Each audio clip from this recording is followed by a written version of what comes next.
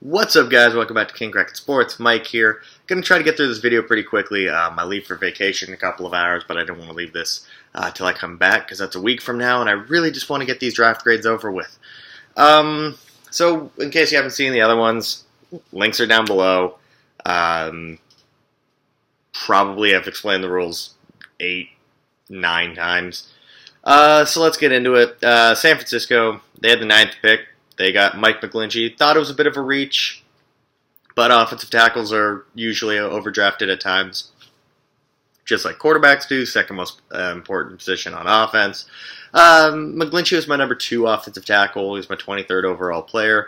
I had an early second-round grade on him because I only had 19 first-round grades. Gave it a B+. Good pick.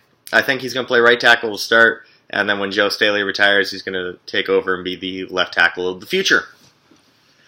Pick 44, Dante Pettis, the wide receiver slash slot receiver slash punt returner, kick returner specialist out of University of Washington. Didn't really like this pick. I had him graded as a 3rd-round player.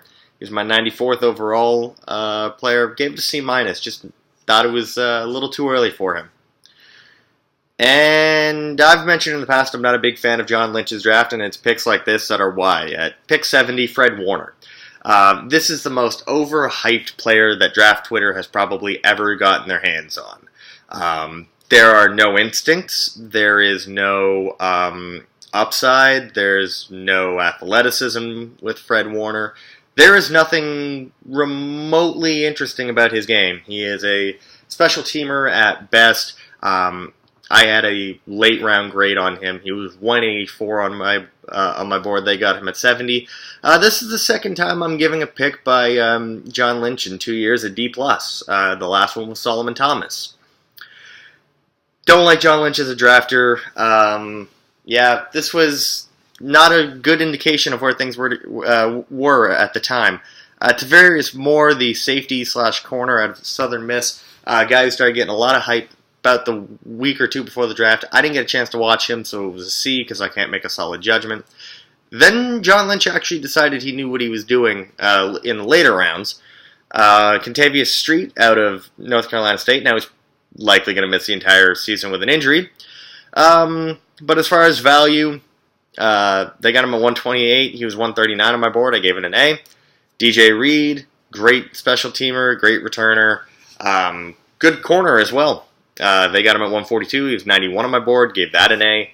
Marcel Harris, who was actually a really good safety at Florida last year, but didn't play at all this year. He tore his Achilles in training camp. I had to give it a C because there's no tape for me to go off for this year.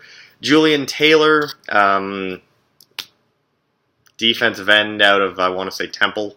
Don't know who he is. It's a C. And then Richie James. Funny how coming into the year, Richie James was a faster, better John Ross. I almost said Mike Ross. Faster, better John Ross. John Ross went, 9th. Was bad, but, Richie James goes 240, and there's reasons because Richie James probably won't make a roster next year. He's a really bad football player. Overall, San Francisco got a B+, C-, D+, C, 2 A's, 2 C's, and an A-. I gave them a B. Nothing too harsh, but nothing too great either. I'm just not a big fan of John Lynch's drafting. It tends to not make a lot of sense. Next up, Arizona. At 10, getting Josh Rosen, the best quarterback in this class, bar none. He was my 5th overall player. This is an A+. Listen, Sam Bradford's going to last about 6 quarters, and Mike Glennon is Mike Glennon. Josh Rosen should be the day 1 starter. He won't be because those off-field concerns, it's really fucking stupid. There's no way he should have been picked after Josh Allen. A+. And you know what? Get him a wide receiver that he can grow with. Larry Fitzgerald's the only really remaining wide receiver from Arizona from last year, along with Chad Williams. Chad Williams is not good.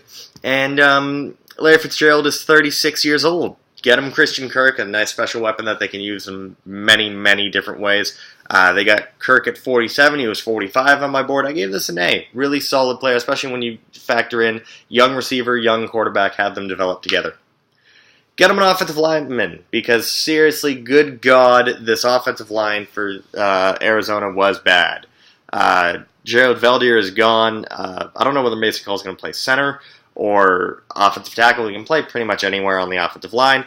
He was. They got him at 97. He was 121 on my board, a little bit potentially of a reach. I gave it a B+. Still a really solid pick. Chase Edmonds, the scat back out of Fordham. This was too cute of a pick, but also not a player that I had watched. So this is a C. Christian Campbell, the corner out of Penn State. Great athlete, nothing in coverage. They got him at 182. He was 235 on my board, so UDFA grade. Much better corners available. J.C. Jackson, among others. Didn't really like this pick. Gave it a C+. Corey Cunningham, to finish it off, offensive tackle out of Cincinnati. This is probably a camp body or a, potential practice roster player. I didn't watch him. This is a C. So they get A+, A, B+, C, C+, and C. So I gave them B+. Really solid draft. Nothing really that I can complain about with Arizona. It's going to be interesting to see how they do first year after Bruce Arians. Another team I've been looking forward to tearing a new asshole is the Seattle Seahawks. For a team well known for their drafting the past couple of years, what the fuck happened this year? They started at 18, they traded back, and they could have traded back again and still gotten this player, and probably traded back another time after that and still gotten this player. Rashad Penny. What? Rashad Penny, wow. Just wow. They got him at 27. He was 53 on my board, so it's not like a massive reach, but there were so many better running backs available when you factor in that the only running back that had been taken so far was Saquon Barkley. And you look at the running backs that I had on my board, where Rashad Penny was my 6th ranked running back. So Kerryon Johnson was still available, Ronald Jones was still available, Sonny Michel was still available, and Darius Geis was still available.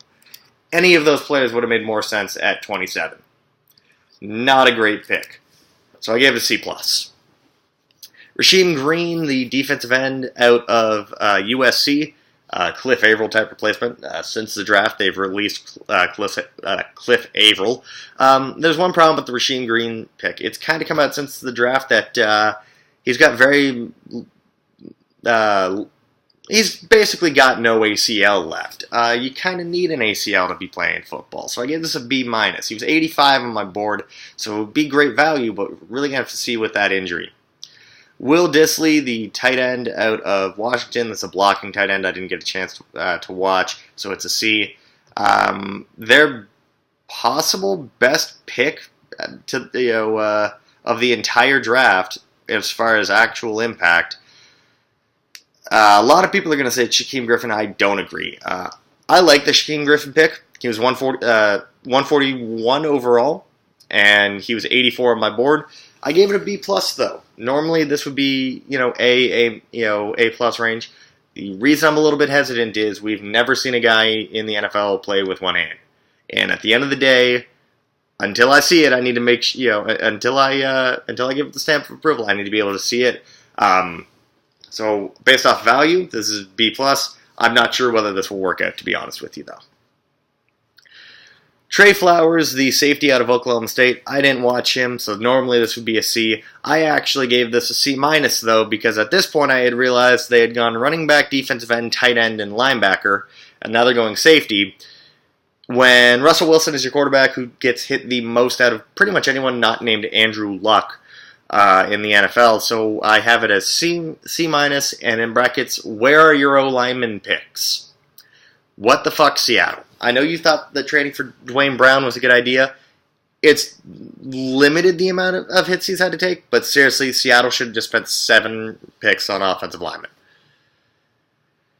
3 picks later, Michael Dixon, the punter out of Texas. A lot of people believed he was the best punter in the class. I don't have time to watch kickers and punters, so again, wasn't on my board.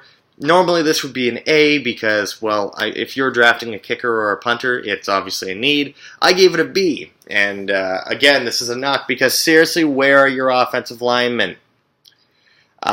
Jesus Christ, Seattle. Then at 168, they finally get an offensive lineman, and it's a good offensive lineman too, Jamarco Jones out of Ohio State. Really solid player.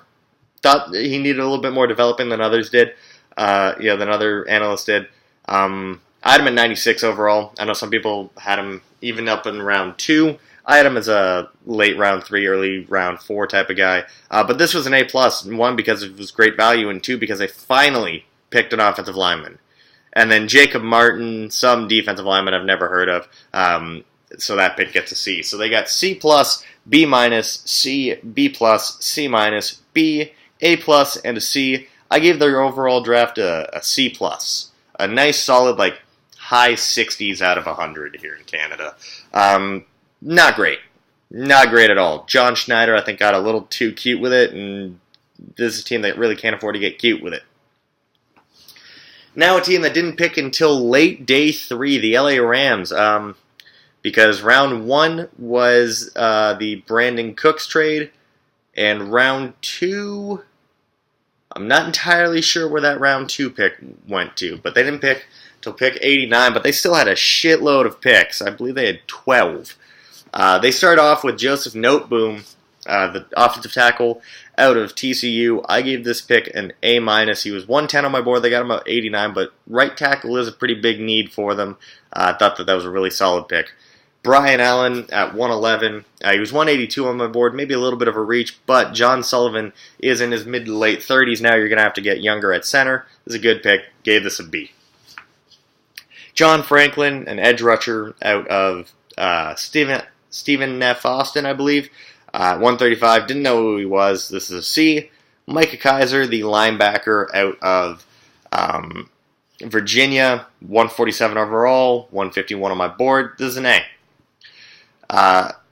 Obo Okoronkwo, the edge rusher out of Oklahoma, 160 overall. He was ranked 104. This is an A.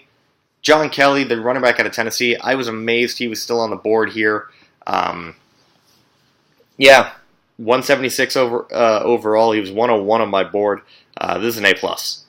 And then a string of guys I haven't watched before, with one guy that I just didn't have a complete grade on.